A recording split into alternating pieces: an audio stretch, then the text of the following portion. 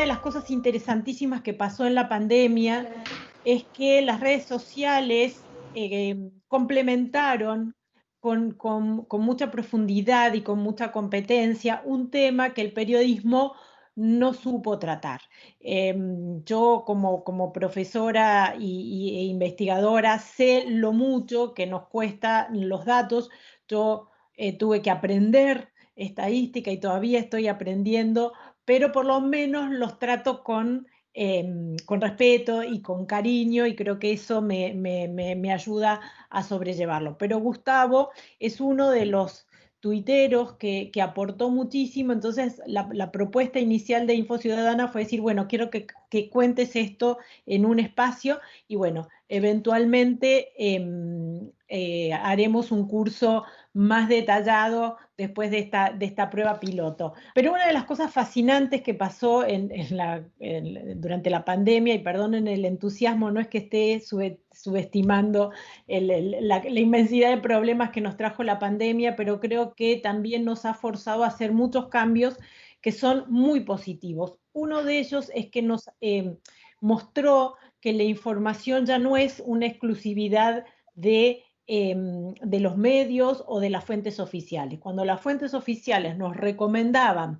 que solo confiáramos en los que decían ellos, hubo otras fuentes que nos ayudaron a ver que quizás lo que nos estaba compartiendo las fuentes oficiales no era lo suficiente. Ellos empezaron a compilar, y acá hay un dato que es clave, los datos que estaban compartiendo todos los gobiernos. La facilidad es hacerlos gráficos. Y acá aparece una cuestión que tiene que ver con datos, y es que estén los datos no significa que sean accesibles. Y hay un trabajo inmenso para convertir los datos en noticias o traducirlos a gráficos o a formas de expresarlos que sean claros para cualquier persona. Una de las cosas fascinantes fue que, fíjense, la Johns Hopkins University no era nada en marzo, el 1 de marzo, como también tenía modestas consultas la Agencia de Seguridad de la Agencia de Salud de los Estados Unidos, que es la CDC. Pero fíjense que un organismo público superó los 10 millones de consultas, casi un cuarto de las consultas diarias de Wikipedia, para que entiendan la inmensidad. Y la Johns Hopkins, esto estamos hablando del primer mes que superó el millón de consultas diarias, pero fue consolidándose como una fuente de consulta durante la pandemia. Con lo cual, esto también nos muestra que también las propias fuentes institucionales u oficiales pueden aprovechar los datos para consolidar su posicionamiento, para su comunicación, para darse a conocer al mundo desde un aporte, no simplemente desde una campaña. El otro gran lugar para consultar fue Our World in Data. Lo que le permite es ver el desarrollo de los datos interactivamente.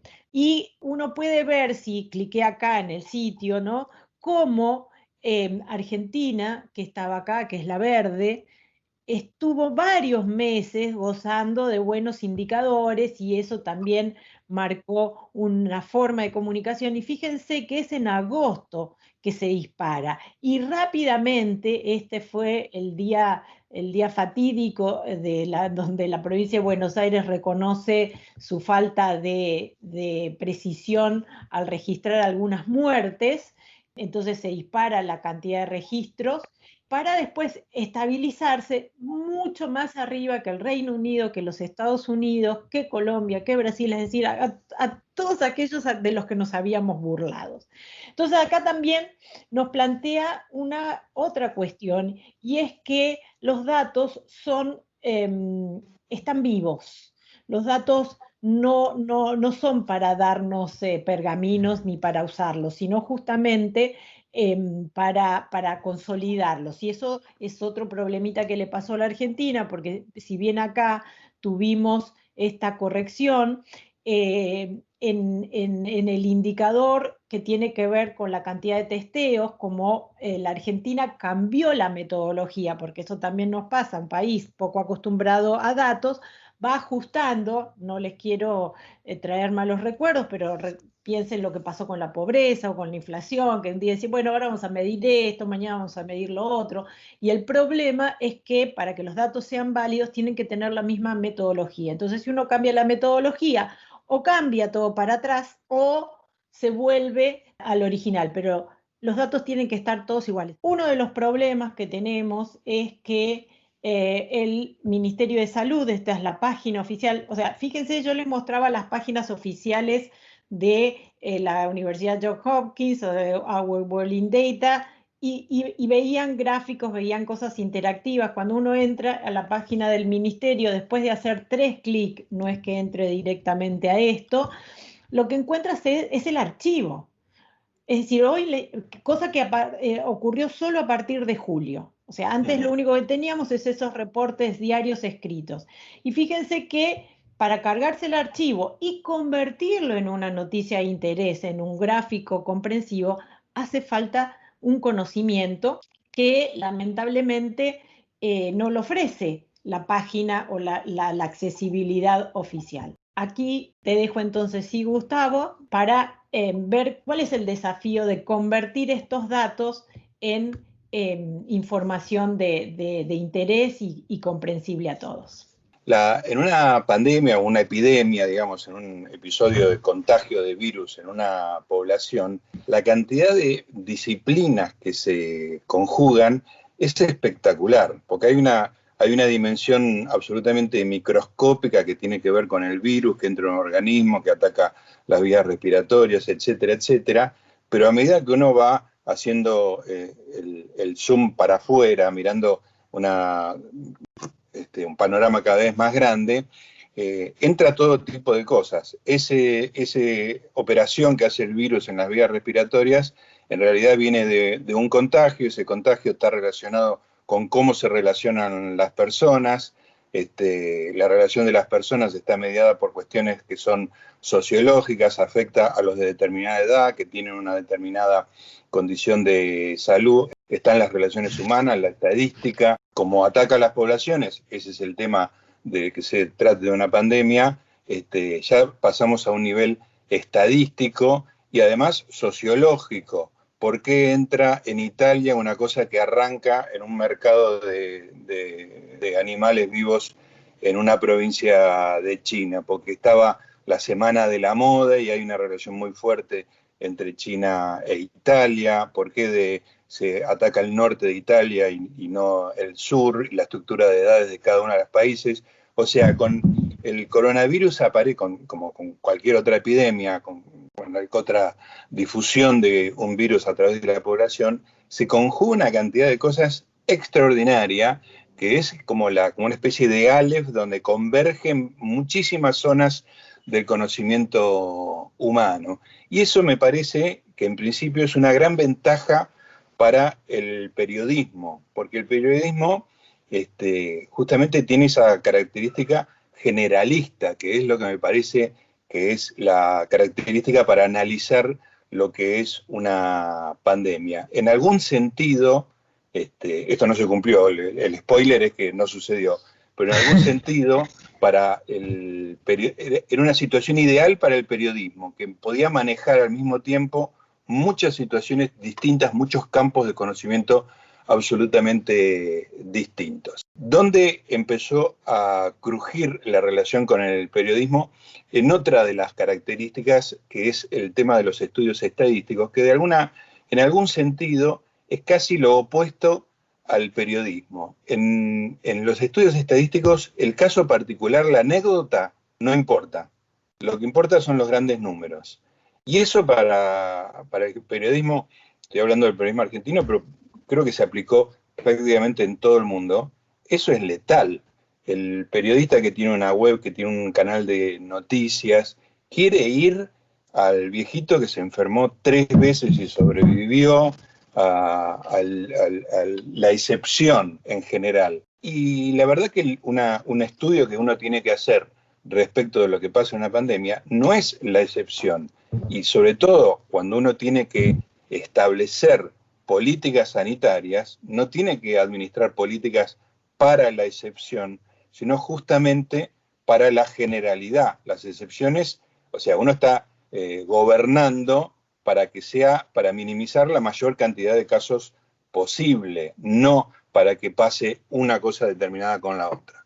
Y me parece que ahí se dio como una disonancia entre la práctica usual del periodismo, que iba a buscar el caso, y lo que se necesitaba en esta situación, que era buscar lo que era general. En esa dicotomía me parece que se basa buena parte de las dificultades que hubo para examinar lo que era la pandemia a lo largo del tiempo.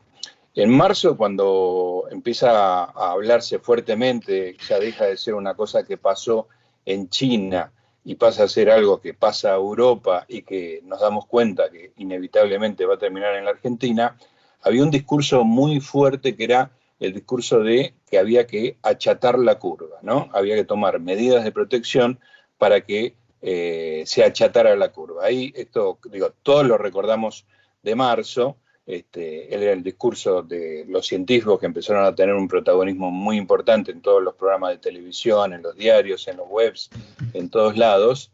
Y ustedes ven, si no hay, la curva está roja, si no hay medidas de protección, esa curva es empinada, sube rápido, baja rápido, pero tiene toda una montañita que pasa por arriba de la capacidad del sistema de salud. Si uno achata la curva, se encuentra con la curva celeste, o sea, la empuja a lo largo del tiempo, se encuentra con que esa curva no alcanza a saturar la capacidad del sistema de salud. Ese era el discurso inicial, era un discurso bastante claro y completo, pero que no prometía que no hubiera contagios y que no hubiera muertos, sino que no hubiera muertos porque el sistema de salud se hubiera sobrepasado. La idea que había era que esa área roja es igual al área azul. En este caso son cantidad de casos lo que están midiendo a lo largo del tiempo. Pero nadie nos prometió que no iba a morir nadie y nadie nos prometió que no se iba a contagiar nadie. Simplemente la idea de la restricción generalizada, de la cuarentena, era que al empujar y ganar tiempo, no se afectara el sistema de salud y no muriera gente porque no había posibilidad de atenderla. La cantidad de gente que muere es más o menos la misma, es un porcentaje de la cantidad de casos, eso es la letalidad de la enfermedad, y en el caso de la roja y del azul, el área, o sea, la cantidad de contagios es la misma, por lo tanto, la cantidad de muertes va a ser la misma, solo que en la roja se le va a sumar el caos del sistema médico que no puede atender. Había tres formas de medir lo que estaba pasando con la pandemia, que era los contagios, las hospitalizaciones y las muertes, que son los tres estadios, digamos, de lo que venía pasando con el virus. Y estos eran los tres datos importantes que había que tener. ¿Cuántos casos había? ¿Cuánta gente estaba siendo contagiada? ¿Cuántos de esos casos, o sea, una proporción de esos casos, iban a ir a algún tipo de hospitalización y en el caso extremo a terapia intensiva? Y finalmente, ¿cuántos muertos? Que en definitiva era lo que más nos importaba, que era evitar los muertos. El gráfico que estamos viendo en pantalla en este momento es la ciudad de Nueva York hoy. Fíjense que tuvo una curva muy alta y muy empinada a principios de abril, ahí está el borde, más de 5.000 casos por día. Este es el gráfico correspondiente a contagios y un descenso muy abrupto. ¿Por qué en Nueva York, en la ciudad de Nueva York, no en el estado, en la ciudad de Nueva York es muy bajo la segunda ola? Porque en la primera, en ese pico, se contagió una enorme cantidad de gente. Y el contagio forma una barrera que es la misma barrera que se busca con la vacuna. La gente con anticuerpos, sumada a la gente que tiene una reacción inmune inicial fuerte, hace que el virus tenga cada vez menos posibilidades de ir desarrollándose. Al principio, cuando empieza la curva, ese salto que todo el mundo hablaba de lo exponencial, esto es exponencial, es porque al principio de la enfermedad el virus está en un organismo y la población a contagiar es infinita. O sea, cualquier persona que ese contagiado se va a encontrar seguro que no está contagiado. Entonces, si se encuentra con 10 personas y no toma recaudos, va a contagiar una cantidad muy, muy grande. Eso hace que esa curva inicial efectivamente sea exponencial, crezca de una manera muy, muy alta, y llega un momento que empieza a ceder. Hay varios motivos por los cuales empieza a ceder. Básicamente lo que está pasando es que el virus no puede pasar tan rápidamente a otros cuerpos, le cuesta más encontrar otros cuerpos que infectar. Esto puede ser porque en ese momento hay mayores medidas de distanciamiento, o también porque el nivel de contagio es tan extendido que cuando yo contagiado, me encuentro con 10 personas, 3 de ellas, 2, 5, ya están contagiadas y son como objetos inertes a los cuales ya no les hace nada, ¿no? Suponiendo una inmunidad estable en el tiempo, sobre todo en los primeros meses. Y entonces ahí ya la cantidad de casos por día empieza a bajar. Por una razón, por la otra, o lo más probable, por una combinación de las dos, la cuestión empieza a bajar. Cuando llega un momento, que ya pasamos a septiembre, octubre y llegando a noviembre, se relajan las medidas de confinamiento, la gente, es verano en el hemisferio norte, se empiezan a juntar gente que antes no se veía, y ahí empieza a circular de nuevo el virus. Pero con mucha gente contagiada y con ciertas medidas que todavía se mantienen, ese salto es mucho menor. En Europa no pasó eso, y además hay otro tema que es muy importante para el análisis, que es el hecho de que esta medida, a diferencia de las dos que vamos a ver dentro de poco, esta medida es una medida muy relativa y muy difícil de comparar de país en país, porque es una medida que depende de un testeo que es muy regular en sí mismo, porque no es un testeo exacto, el famoso PCR, y porque además cada país adoptó una estrategia totalmente distinta. Hay países que hicieron un aluvión de test para toda la población, como en el caso, para hacer un caso cercano, para no irnos a Corea del Sur o Alemania, el caso de Chile, y otros países que estuvieron claramente rezagados, como lo que fue la Argentina. Entonces es muy difícil comparar una curva de contagios con otra. E incluso si la cantidad de testeos no se mantiene en el tiempo, el crecimiento de los casos puede deberse a que crezcan los contagios o simplemente que se esté detectando más fuerte. Entonces, uno puede decir, en realidad la cantidad de casos se mantiene más o menos estable, pero estoy detectando más porque hago más testeos. El primer salto en la Argentina está acompañado por un salto en la cantidad de testeos, con lo cual era muy difícil establecer qué era lo que estaba pasando en la población. Si hubiéramos arrancado con un nivel de testeo alto y se hubiera mantenido más o menos en el tiempo, uno puede decir, este aumento corresponde a un aumento de contagio. El cuadro siguiente, que es el cuadro de hospitalizaciones. Todo esto es de hoy en la ciudad de Nueva York. Lo capturé en la pantalla esta mañana, así que no creo que haya información que quede afuera. Como ustedes ven, está corrida en el tiempo un poquitito la hospitalización respecto de los casos, y la asíntota no se levanta mucho más. Fíjense lo que está pasando en noviembre, se levanta un poquito del eje de las X y no termina de formar otra curva. Esto es en la ciudad de Nueva York. Esto no sucede en Europa, en donde sí hay una segunda montaña de hospitalizaciones. Ahora bien, este dato es un dato más duro. Lo que hizo el periodismo habitualmente, no solo en Argentina, sino en todo el mundo, y en general toda la gente que se ocupaba de esto, era hablar de los casos, como si fuera una medida absoluta y confiable de lo que estaba pasando. Pero el caso de las hospitalizaciones, claramente ahora son un dato muchísimo más duro. Y el dato realmente importante es el siguiente, y vemos lo que son las muertes en la ciudad de Nueva York. Este también es un dato más duro que el de las hospitalizaciones, pero también tiene su complejidad, porque es muy difícil en el transcurso del desarrollo de una pandemia, y sobre todo de una ciudad que tuvo un crecimiento muy brutal y muy rápido, como fue la ciudad de Nueva York, saber exactamente de qué se está muriendo cada persona que se muere. Se te pueden agregar casos de gente que se estaba muriendo de otra causa y se contagia de coronavirus, pero no muere de coronavirus. Pero es muy difícil saber qué es exactamente lo que se registró.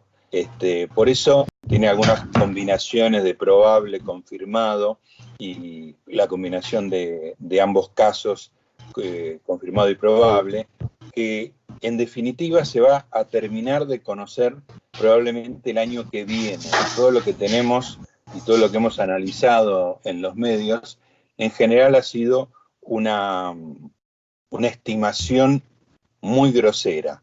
El año que viene, cuando tengamos las cifras de muertes reales y las podamos comparar con los años anteriores, sabremos qué tan grave fue el coronavirus, el COVID-19, tanto en la Argentina como en el resto del mundo. Da la sensación hasta el día de hoy que no parece haber muertes en exceso en la Argentina, que la cantidad de muertos que se cuenten por todas las causas en Argentina en el año 2020 no crezca significativamente respecto de 2019-2015, por ejemplo.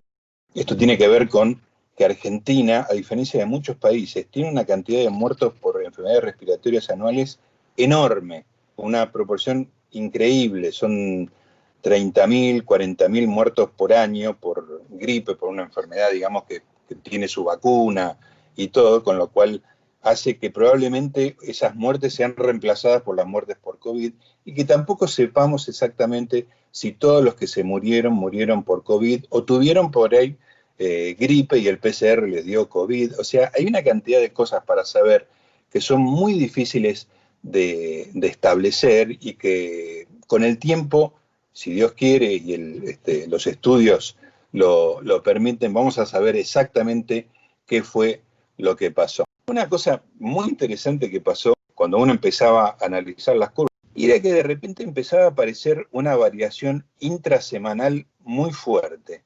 Los sábados y domingos bajaban muchísimo los casos.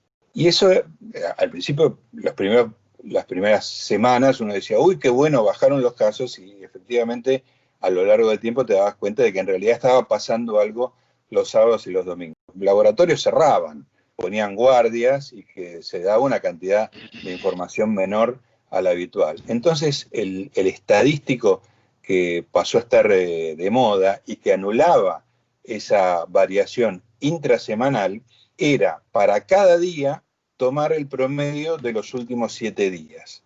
Con lo cual, vos ves, ahí tenés las curvas de fallecimiento, las grises, que son los casos crudos, lo que te informaban cada día, tienen como están pixeladas, por decirlo de alguna manera, tienen saltos discontinuos, discretos. En cambio, la curva de los 7 días de promedio es una curva suavizada, continua. Justamente lo que hace esa curva de 7 días es eliminar las variantes que hay a lo largo de la semana, dentro de la semana. Y ahí tenemos el otro indicador estrella, que es el de muertos por millón. Es el que adoptó el gobierno al principio para ufanarse de su éxito y es el que quisiera abandonar ahora para no reconocer el fracaso. La cantidad de muertos por millón lo que hace es relativizar los números absolutos de cada país a la población de cada país. Este número es mucho más justo que el de números absolutos, porque obviamente no es lo mismo tener 1.000 muertos en China que tener 1.000 muertos en Bolivia o en Panamá. Entonces hay que relativizarla a lo que es la cantidad total de habitantes. Ahora bien, eso, si bien es el estadístico que ha triunfado, es el que todos usamos para ver cómo le está yendo a cada uno de los países, en una tabla de posiciones un poco frívola, si se quiere, porque no es algo que uno quisiera estar midiendo país contra país como si fuera un campeonato de fútbol, pero tiene algunos problemas que se evidencian en este cuadro, que pone como país más afectado en muertos a San Marino y a cuarto a Andorra. Pero claro, fíjense, la población de San Marino y Andorra no llega ni a los 100.000 habitantes en cada uno de ellos. Son poblaciones francamente menores. Son países barra ciudades. Y acá hay una cosa muy importante que por ahí buena parte del periodismo se comió, digamos, en el análisis de lo que era la pandemia, y es el hecho de que el contagio es un fenómeno básicamente urbano.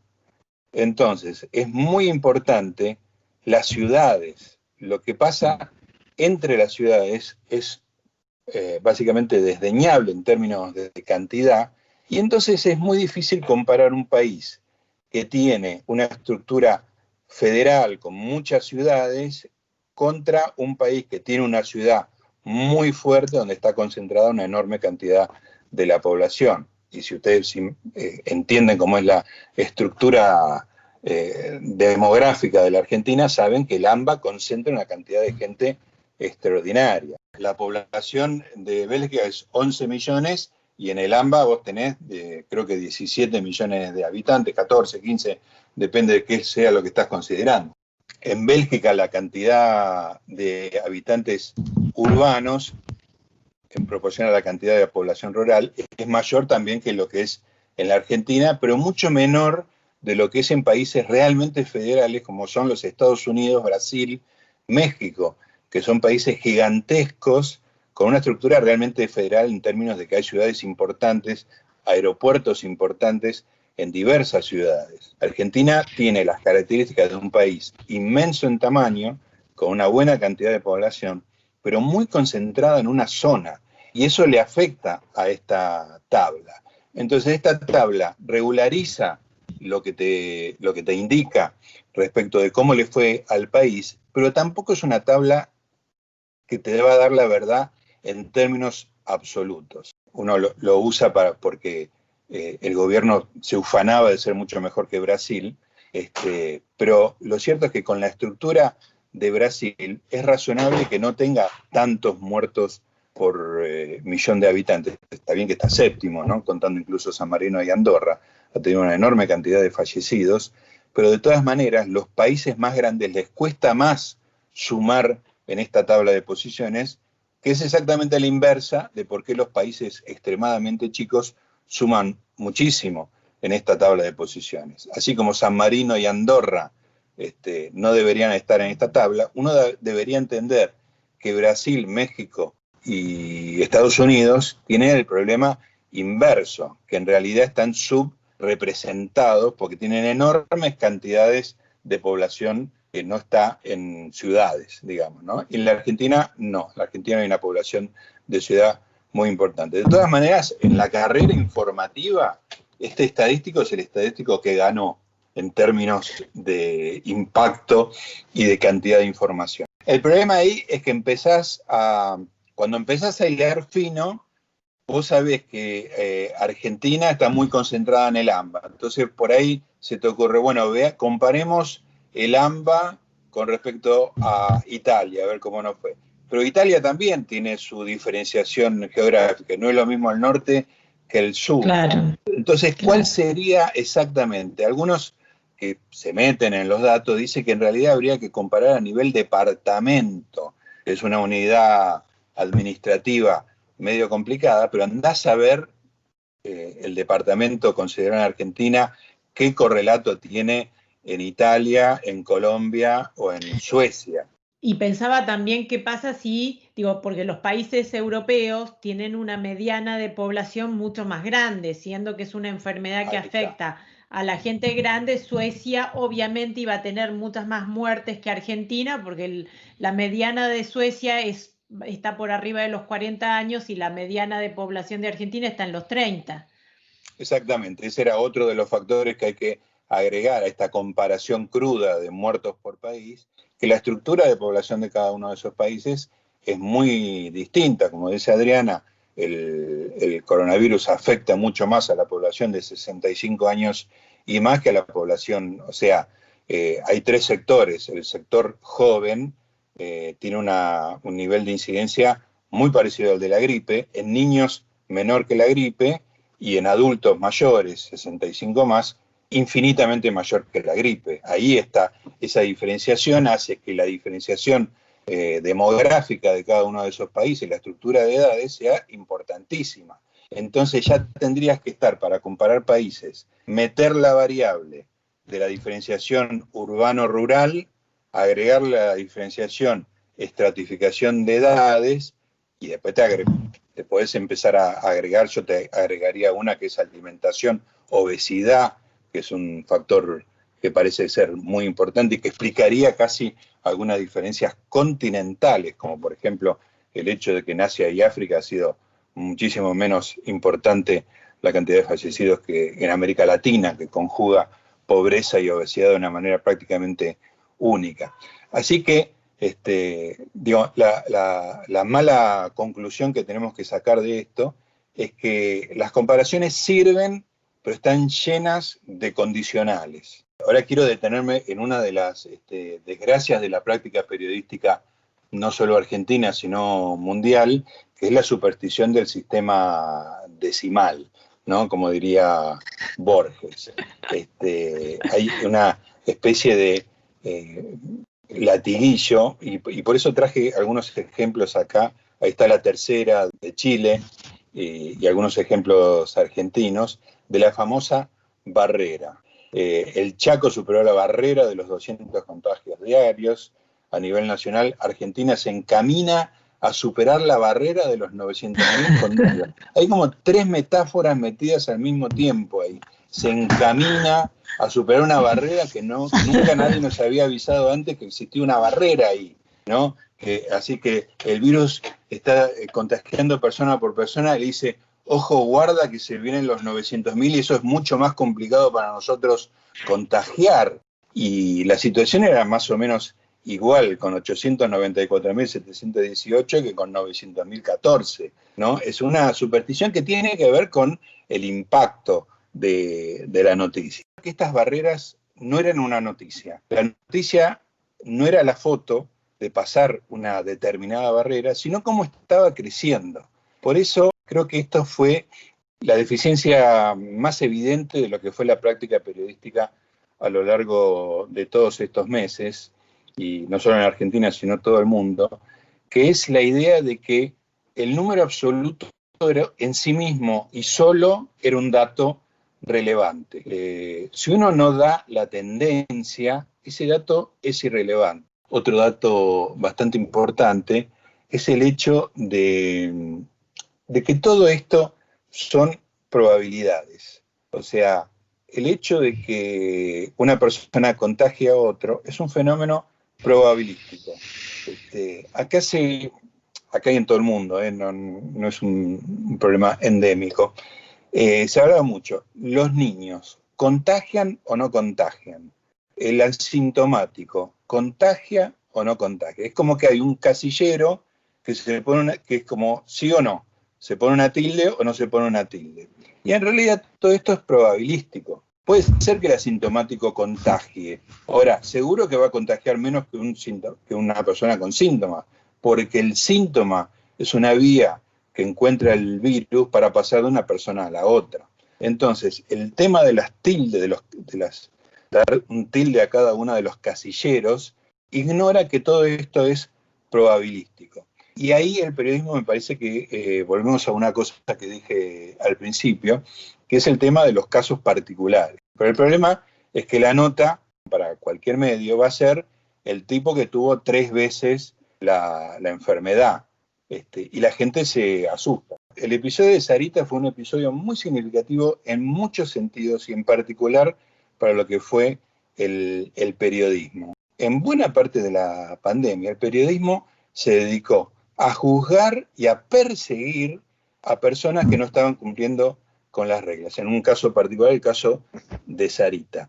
Sarita cruzó la avenida Libertador para tomar sol, tiene 82 años, tiene POC, tiene cáncer. Ella pensó que tenía que tomar sol, que le hacía mucho mejor a su salud tomar sol que estar encerrada. Y por otra parte, su acción era pública, evidente, y no perjudicaba a nadie. La policía le pide ¿qué le pasa? Me encanta esta argumentación que se ve en el graph, me falta una horita de sol. Pase dentro de una horita y no me ve, como diciendo, este episodio, si no fuera por ustedes, no estaría sucediendo.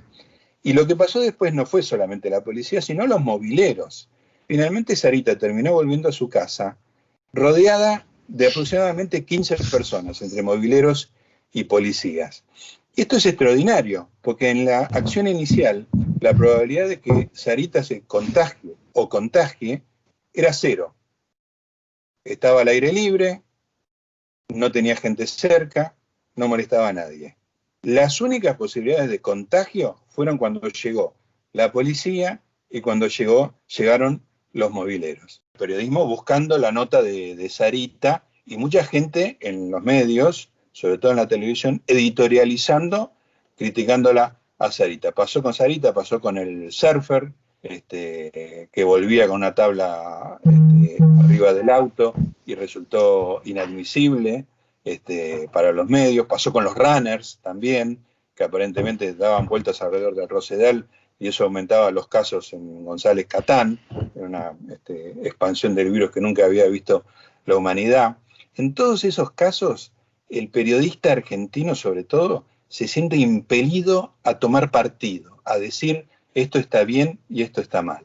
Y falta el dato y falta el análisis del dato. En este caso es el caso particular, que era lo primero que les dije en el comienzo de la charla.